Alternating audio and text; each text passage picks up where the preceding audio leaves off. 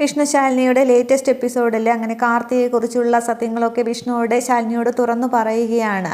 ഒരു ഭാഗത്ത് സത്യയെക്കുറിച്ചുള്ള സത്യങ്ങൾ താൻ തുറന്നു പറയുന്നില്ല, മറുഭാഗത്ത് അമ്മ. രണ്ടും കൂടി ആയപ്പോൾ എനിക്ക് ഭ്രാന്ത് പിടിക്കുന്നൊരവസ്ഥയായിരുന്നു. അതുകൊണ്ട് ആത്മഹത്യ ചെയ്യാൻ വേണ്ടി തന്നെയാണ് അന്ന് ഞാൻ ആ മലമുകളിലേക്ക് പോയത്. പക്ഷേ അവിടെ മറ്റൊരു ആത്മഹത്യയ്ക്ക് സാക്ഷിയാകേണ്ടി വന്നു എന്ന് പറഞ്ഞ് ആ സംഭവങ്ങൾ മുഴുവൻ പറയുകയാണ്. എന്നിട്ട് രണ്ടുപേർക്കും കൂടി തൽക്കാലത്തേക്ക് ഒരു രക്ഷപ്പെടൽ, അത്രയും ഞാൻ ഉദ്ദേശിച്ചുള്ളൂ.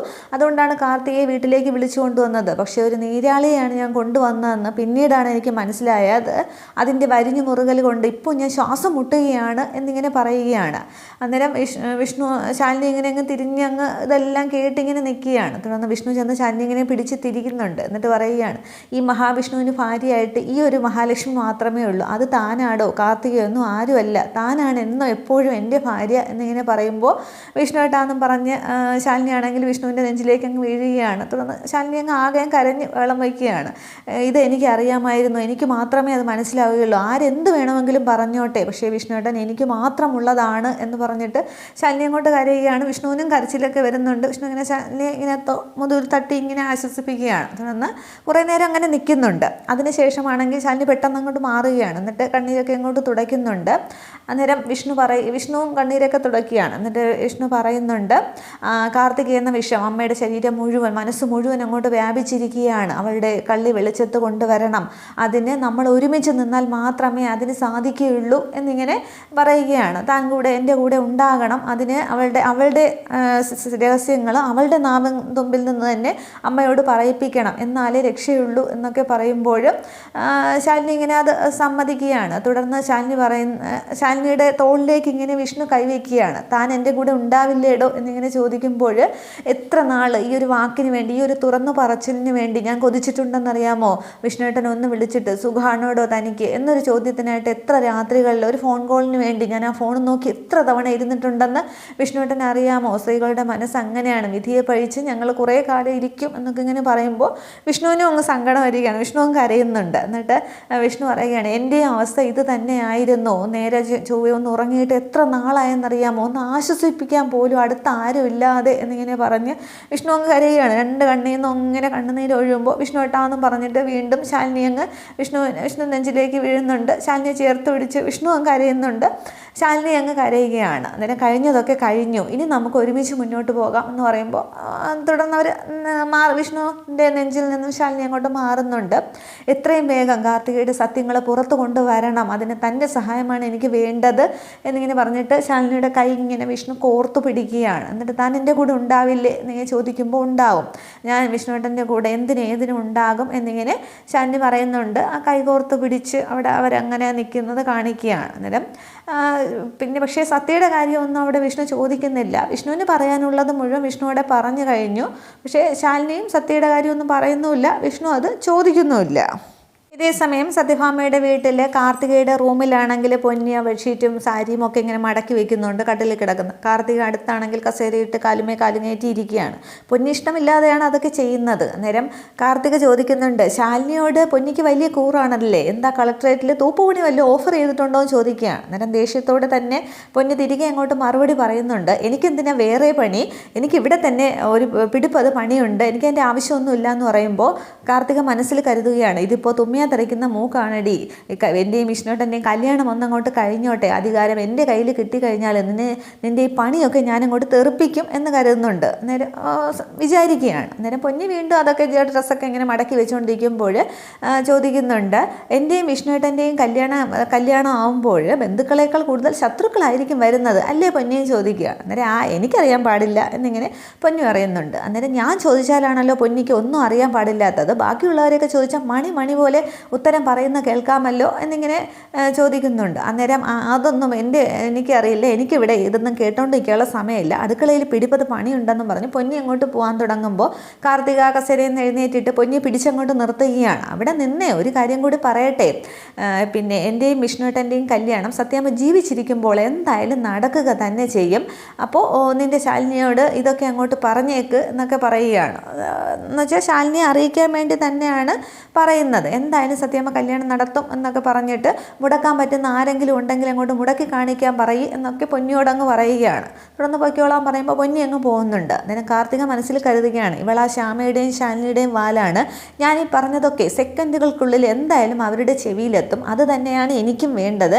എന്നേക്കുമായി വിഷ്ണുവേട്ടൻ ശാലിനിയെ മറന്നതും വെറുത്തതുമൊക്കെ അവളുടെ ചെവിയിലെത്തണം. അവൾ അങ്ങനെ സങ്കടപ്പെട്ടിരിക്കണം എന്നൊക്കെ അങ്ങ് മനസ്സിൽ കൂട്ടി ആലോചിച്ച് മനക്കോട്ട് കെട്ടുകയാണ് കാർത്തിക അവിടെ നിന്നുകൊണ്ട്. തുടർന്ന് പൊന്നി താഴേക്ക് അങ്ങ് സ്റ്റെപ്പ് ഇറങ്ങി പോകുമ്പോൾ പപ്പി മുകളിലേക്ക് കയറി വരുന്നുണ്ട്. അന്നേരം മോള് പാലൊക്കെ മുഴുവൻ കുടിച്ചോ എന്ന് ചോദിക്കുമ്പോൾ ആ കുടിച്ചു എന്ന് പറഞ്ഞിട്ട് പപ്പിയാണെങ്കിൽ ഓടി ഇങ്ങോട്ട് കാർത്തികയുടെ റൂമിലേക്ക് വരുന്നുണ്ട്. അപ്പോൾ ആ സമയത്ത് കാർത്തികയാണെങ്കിൽ ബാത്റൂമിലേക്ക് കയറി കഴിഞ്ഞിരുന്നു. പപ്പി വന്ന് നോക്കുമ്പോൾ ആ റൂമിൽ ആരെയും കാണുന്നില്ല. കട്ടിലിൽ ഫോൺ കിടക്കുന്നത് കാണുകയാണ്. തുടർന്ന് പപ്പി ഓടിപ്പോയി ഫോൺ എടുത്തിട്ട് കാർത്തിക ആൻറ്റിയുടെ അച്ഛൻ്റെയോ അമ്മയുടെയോ നമ്പർ ഇതിൽ കാണും നോക്കാമെന്ന് പറഞ്ഞിട്ട് ഇങ്ങനെ നമ്പർ നോക്കിക്കൊണ്ട് നിൽക്കുമ്പോൾ ബാത്റൂമിലെ വെള്ളം വീഴുന്ന സൗണ്ട് കേൾക്കുകയാണ്. അന്നേരം അയ്യോ എന്ന് പറഞ്ഞിട്ട് ഫോൺ അവിടെ കട്ടിൽ തന്നെ ഇട്ടിട്ട് ആ അലമാരിയുടെ പുറകിലേക്ക് പപ്പി ഇങ്ങനെ ഒളിച്ച് നിൽക്കുന്നുണ്ട്. ഇതേസമയം കാർത്തിക വാഷ്റൂമിൽ നിന്ന് ഇറങ്ങിയ ശേഷം ആ ടൗലൊക്കെ അവിടെ ഇട്ടിട്ട് റൂം വിട്ടങ്ങ് പോവുകയാണ്. ഫോൺ എടുത്തുകൊണ്ട് പോകുന്നില്ല. തുടർന്ന് ഒളിഞ്ഞിരിക്കുന്ന പപ്പി പുറത്തേക്ക് വന്നിട്ട് വീണ്ടും ഫോൺ എടുക്കുകയാണ്. തുടർന്ന് നമ്പറിങ് നോക്കുമ്പോൾ അച്ഛൻ എന്നൊരു നമ്പർ കിട്ടുകയാണ്. അന്നേരം ഇതായിരിക്കും കാർത്തിക ആൻറ്റിയുടെ അച്ഛൻ എന്ന് പറഞ്ഞിട്ട് ഒരു മെസ്സേജ് ഇടാം, ഒരു വോയിസ് മെസ്സേജ് ഇടാം എന്ന് പറഞ്ഞിട്ട് വാട്സപ്പ് ഓപ്പൺ ചെയ്ത് വോയിസ് മെസ്സേജ് ഇങ്ങനെ അയക്കുകയാണ്. കാർത്തിക ആൻറ്റി ഞങ്ങളുടെ വീട്ടിലുണ്ട്, വിഷ്ണു അച്ഛനെ കല്യാണം കഴിക്കാനായിട്ട് നിൽക്കുക. സത്യാമ്മയുടെ വീട്ടിലാണ്. സത്യാമ്മയ്ക്ക് ഇഷ്ടമാണ്, പക്ഷേ വിഷ്ണു അച്ഛന് ഇഷ്ടമല്ല. വിഷ്ണു അച്ഛന് സത്യയുടെ അമ്മയാണ് ഇഷ്ടം. സത്യയുടെ അമ്മയും വിഷ്ണു അച്ഛനും കല്യാണം കഴിക്കുന്നതാണ് എനിക്കിഷ്ടം. ഈ മെസ്സേജ് കാണുകയാണെങ്കിൽ എത്രയും പെട്ടെന്ന് ഇങ്ങോട്ടത്തേക്ക് വന്ന് ഈ കാർത്തിക ആൻറ്റി അങ്ങോട്ട് കൂട്ടിക്കൊണ്ട് പോണേ, വരില്ലേ? പിന്നെ സത്യയുടെ അമ്മയുടെ നമ്പർ ഞാൻ ഇതിലിട്ടേക്കാം, മെസ്സേജ് കാണുമ്പോൾ തന്നെ വരണേ എന്നൊക്കെ പറഞ്ഞ് ഒരു വോയിസ് മെസ്സേജ് ഇടുകയാണ്. ആ നമ്പറും ടൈപ്പ് ചെയ്തിടുന്നുണ്ട്, ശാലിനിയുടെ നമ്പർ ഇടുന്നുണ്ട്. എന്നിട്ട് പിന്നെ മെസ്സേജ് കണ്ടാൽ മതിയായിരുന്നു എന്നിങ്ങനെ പപ്പി വിചാരിച്ചിട്ട് ഈ മെസ്സേജ് അങ്ങ് ഡിലീറ്റ് ചെയ്തേക്കാമെന്ന് പറഞ്ഞിട്ട് ആ മെസ്സേജ് അതിൽ നിന്ന് ഡിലീറ്റ് ഫോർ മീ കൊടുത്ത് ഡിലീറ്റ് ചെയ്യുന്നുമുണ്ട്. എന്നിട്ട് പപ്പിയാണെങ്കിൽ ആ ഫോൺ അതിലേക്ക് ഇട്ടിട്ട് പെട്ടെന്ന് ആ റൂം വിട്ടങ്ങ് ഓടിപ്പോവുകയാണ്. തുടർന്ന് കാണിക്കുന്നത് ശാലിനിയും അനുപല്ലയും കൂടി ഒരിയിൽ നിന്ന് ജില്ലാ കളക്ടറുടെ വണ്ടിയുടെ അടുത്ത് നിന്ന് സംസാരിക്കുന്നതായിട്ടാണ് കാണിക്കുന്നത്. കാർത്തിക് എന്തിനാണ് ഇവിടെ വന്നത്, അവളുടെ ലക്ഷ്യം എന്താണ്, അവൾ എന്തുദ്ദേശിച്ചാണ് ഇവിടെ നിൽക്കുന്നത് എന്നുള്ളൊക്കെയുള്ള രഹസ്യങ്ങൾ നമുക്കറിയണം. ഈ ഉത്തരങ്ങൾ കണക്കിരിക്കും എൻ്റെ ജീവിതത്തിലേക്കുള്ള അടുത്ത എൻട്രി. അത് കിട്ടിയാൽ മാത്രമേ എനിക്ക് വീണ്ടും മുന്നോട്ട് പോകാനായിട്ട് സാധിക്കുകയുള്ളൂ എന്നൊക്കെ പറയുമ്പോൾ ഒരു ഫ്രോഡ് ഇങ്ങനെ നിൽക്കുമ്പോൾ എന്തുദ്ദേശിച്ചായിരിക്കും എന്നൊക്കെ ഇങ്ങനെ അനുപല്ലവി ചോദിക്കുന്നുണ്ട്. അന്നേരം അവൾക്ക് പിന്നെ ഒരു മനോധൈര്യം, വല്ലാത്തൊരു മനോധൈര്യം കൂടിയുണ്ട്. അതെന്താണെന്ന് കണ്ടുപിടിക്കണം. സാധാരണ കള്ളന്മാരെ കൊണ്ട്, ബുദ്ധിയുള്ള കള്ളന്മാരെ കൊണ്ട് സത്യം പറയിപ്പിക്കാനായിട്ട് ഒരു മൂന്നാം മുറയൊക്കെ, ഒരു പൊടിക്കൈകളൊക്കെ പ്രയോഗിക്കാറുണ്ട് പോലീസ് എന്ന് പറയുമ്പോൾ. ഇവരുടെ അടുത്ത് ഒരു മൂന്നാം മുറയും ചിലവാവില്ല മാഡം എന്നിങ്ങനെ അനുപല്ലവി പറയുകയാണ്. അന്നേരം ഞാൻ ഉദ്ദേശിക്കുന്ന ഒരു നാലാം മുറയാണെങ്കിലോ എന്നിങ്ങനെ ശാലിനി ചോദിക്കുകയാണ്. അന്നേരം എന്താണ് മാഡം എന്നിങ്ങനെ അനുപല്ലവി മനസ്സിലാവാതെ ചോദിക്കുമ്പോൾ പഴമക്കാർ പറയുന്നത് കേട്ടില്ലേ, പിഴുതെറിയുമ്പോൾ വേരോടെ പിഴുതെറിയണം, എന്നാലേ അത് നശിക്കുകയുള്ളൂ, പിന്നീട് അത് വരാതിരിക്കുകയുള്ളൂ എന്ന് പറഞ്ഞില്ലേ. അതേപോലെ അവളുടെ അച്ഛനെയും അമ്മയും, ജനിപ്പിച്ച അച്ഛനെയും അമ്മയും കൊണ്ടുവരിക തന്നെ വേണം. വാക്കുകൾ കൊണ്ട് പുലവുള്ളി അണിയന്തിരം നടത്തി അവരെ കൊണ്ടുവന്ന് മുന്നിൽ നിർത്തണം. എന്നിട്ട് അവരെ കൊണ്ട് അവളുടെ കരണത്തടിപ്പിക്കണം. എങ്കിലേ സത്യങ്ങളെല്ലാം വെളിവത്താവുകയുള്ളൂ എന്ന് പറയുകയാണ്. തുടർന്ന് ജയശങ്കറിൽ നിന്നും കാര്യങ്ങൾ അറിഞ്ഞ സ്ഥിതിക്ക് അവിടെ എത്താനായിട്ട് നമുക്ക് ബുദ്ധിമുട്ടൊന്നും ഉണ്ടാകില്ല എന്ന് പറയുകയാണ്. അന്നേരം ഏതാ സ്ഥലവും ചോദിക്കുമ്പോൾ അനുപല്ലവി പറയുന്നുണ്ട്. പക്ഷേ അയാൾ പറഞ്ഞത് മുഴുവനായിട്ട് നമുക്കങ്ങോട്ട് വിശ്വസിക്കാനായിട്ട് പറ്റില്ലല്ലോ, അവിടെ പോകാനായിട്ട് ഒരാൾ വേണം എന്നിങ്ങനെ പറയുകയാണ്.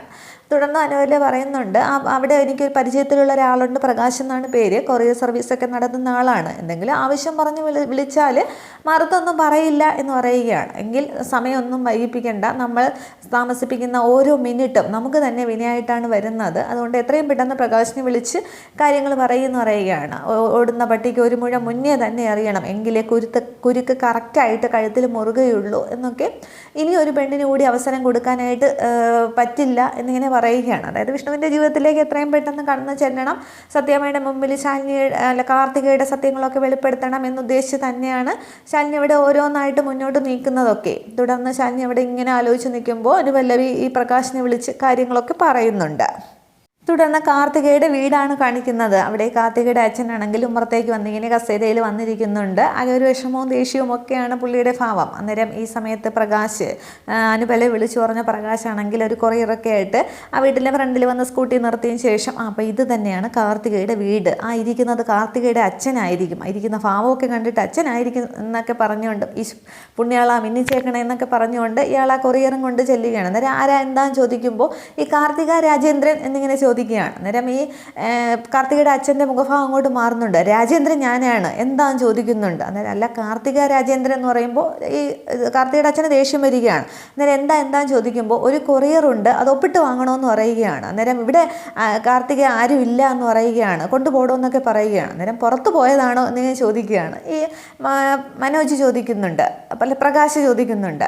അന്നേരം പുറത്ത് പോയതല്ല പുറപ്പെട്ടു പോയതാണ്, താനൊന്ന് പോടോ മനുഷ്യനെ മെനക്കെടുത്താതെ എന്ന് പറയുകയാണ്. അന്നേരം സാർ സഹകരിക്കണം പ്ലീസ്, ഈ കൊറിയർ ഒന്ന് വാങ്ങി ഒപ്പിട്ട് വാങ്ങിയാൽ മാത്രം മതി, അല്ലെങ്കിൽ ഞാൻ ഇതവിടെ തിരിച്ചു കൊണ്ട് ചെന്നാൽ പിന്നെ ഇതിൻ്റെ കാരണം ബോധിക്കണം, എനിക്കാകെ പൊല്ലാപ്പാവും, പുതിയ ജോലിയാണ്, കളയാനായിട്ട് പറ്റില്ല എന്നൊക്കെ പറഞ്ഞ് പ്ലീസ് സാർ പ്ലീസ് എന്നൊക്കെ പറയുകയാണ്. അന്നേരം ഈ മരിച്ചവർക്കൊക്കെ വരുന്ന കൊറിയർ എന്താണ് ചെയ്യുന്നത് അതുപോലെ അങ്ങ് ചെയ്താൽ മതി എന്നും പറഞ്ഞ് ഇത് ഏറ്റു വാങ്ങാനായിട്ട് രാജേന്ദ്രൻ അവിടെ കാർത്തികയുടെ അച്ഛൻ തയ്യാറാവുന്നില്ല. അന്നേരം ഈ പ്രകാശാണെങ്കിൽ അങ്ങ് തൊഴുതു നിൽക്കുകയാണ്, സാർ പ്ലീസ് ഇതൊന്ന് ഒപ്പിട്ട് വാങ്ങുക, ഒരു ഫോൺ നമ്പർ എഴുതുക കൈപ്പറ്റിയെന്നും പറഞ്ഞ്, ഇത്രയേ ഉള്ളൂ, എൻ്റെ കാര്യം അങ്ങോട്ട് കഴിയും, ചതിക്കരുത് പ്ലീസ് പ്ലീസ് എന്ന് പറയുമ്പോൾ ഇത് വല്ല മെനക്കേടായല്ലോ എന്ന് പറഞ്ഞിട്ട് ഇങ്ങോട്ട് എവിടെ ഒപ്പിടേണ്ടത് എന്ന് പറഞ്ഞ് ചോദിക്കുന്നുണ്ട്. അന്നേരം പേപ്പറിൽ ഒപ്പിടുന്നുണ്ട്.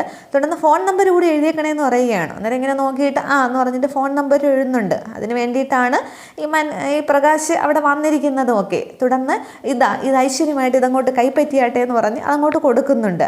അത് രാജേന്ദ്രൻ വാങ്ങിച്ചിട്ട് ഈ പ്രകാശ് അങ്ങോട്ട് തിരിയുമ്പം തന്നെ അത് ആ മുറ്റത്തേക്ക് അങ്ങോട്ട് വലിച്ചെറിയുകയാണ്. അന്നേരം പ്രകാശ് ഇങ്ങനെ നോക്കുന്നുണ്ട്. അന്നേരം എൻ്റെ പൊന്ന് സാറേ വിളിച്ച് ചോദിച്ചാൽ അത് കൈപ്പറ്റിയെന്നങ്ങ് പറഞ്ഞേക്കണേ, ചതിക്കല്ലേ എന്നിങ്ങനെ പറയുന്നുണ്ട്. തുടർന്ന് രാജേന്ദ്രൻ അങ്ങ് അകത്തേക്ക് കയറി പോകുന്നുണ്ട്. ഈ പ്രകാശ് അങ്ങ് പോവുകയും ചെയ്യണം. ആവശ്യമായ സാധനം കിട്ടിയല്ലോ, ഫോൺ നമ്പറിലാണ് വന്നത്, അത് കിട്ടുകയും ചെയ്തു. അതിനുശേഷമാണെങ്കിൽ അടുക്കളയിലേക്ക് ചെല്ലുമ്പോൾ ഈ കാർത്തികയുടെ അമ്മയാണെങ്കിൽ കാർത്തികയുടെ ഫോട്ടോയിൽ നോക്കിയിരുന്ന് അങ്ങോട്ട് കരയുകയാണ്. എന്നാലും എൻ്റെ മോളെ നീ ഞങ്ങളെ വിഷമിപ്പിക്കാനായിട്ട് എവിടെ പോയിരിക്കുക കിടക്കുക എന്നൊക്കെ പറഞ്ഞ് ഫോട്ടോ നോക്കി ഇങ്ങനെ സങ്കടപ്പെട്ട് കരയുമ്പോഴും ഇതും കണ്ടുകൊണ്ട് രാജേന്ദ്രൻ വരുമ്പോൾ ഇത് കാണുമ്പോൾ ആകെ അങ്ങോട്ട് ദേഷ്യം വരികയാണ്. നീ ഇപ്പോഴും ഇവളുടെ ഫോട്ടോയും കെട്ടിപ്പിടിച്ചിരിക്കുകയാണോ എന്നും പറഞ്ഞ് ദേഷ്യപ്പെടുന്നുണ്ട്. അന്നേരം എന്തായാലും നമ്മുടെ മകളല്ലേ ചോദിക്കുമ്പോൾ ഒരു മകൾ എന്ന് പറഞ്ഞിട്ട് ആ ഫോട്ടോ വാങ്ങി 4 കീറി ചുരുട്ടി കൂട്ടി അങ്ങോട്ട് തറയിലോട്ട് കളയുകയാണ്. അന്നേരം ഈ അമ്മയാണെങ്കിൽ ആകെ വിഷമിച്ച് നിൽക്കുന്നു. ആ ഒരു സീനോടുകൂടി എപ്പിസോഡ് അവസാനിക്കുകയാണ്. ഇത്രയുമാണ് കാണിക്കുന്നത്. അപ്പോൾ കാർത്തികയുടെ അച്ഛൻ്റെ ഫോൺ നമ്പർ എന്തായാലും കിട്ടി. പപ്പിയുടെ മെസ്സേജും അയച്ചിട്ടുണ്ട്. ആ മെസ്സേജ് ഇവിടെ കിട്ടുകയും ചെയ്യും. അപ്പോൾ അടുത്ത എപ്പിസോഡിലാണ് കാർത്തിക പ്രമോയിൽ പറഞ്ഞതുപോലെ ഈ കാർത്തികയുടെ വീട്ടിലേക്ക് ശാലിനി വരുന്നതൊക്കെ. പക്ഷെ അന്നേരം അവരെവിടെ പോയിരിക്കാനാണ് സാധ്യത. പക്ഷെ പിന്നീട് കണ്ടെത്തുകയും ചെയ്യും, സത്യഭാമയുടെ വീട്ടിൽ കൊണ്ടുവരികയൊക്കെ ചെയ്യും. അതൊക്കെ ഒരു സീനുണ്ട്, അതൊക്കെ കാണാം. ഇത്രയുമാണ് വിശേഷങ്ങൾ. വീഡിയോ ഇഷ്ടമായാൽ ലൈക്ക് ചെയ്ത് സപ്പോർട്ട് ചെയ്യാം. Okay, thank you.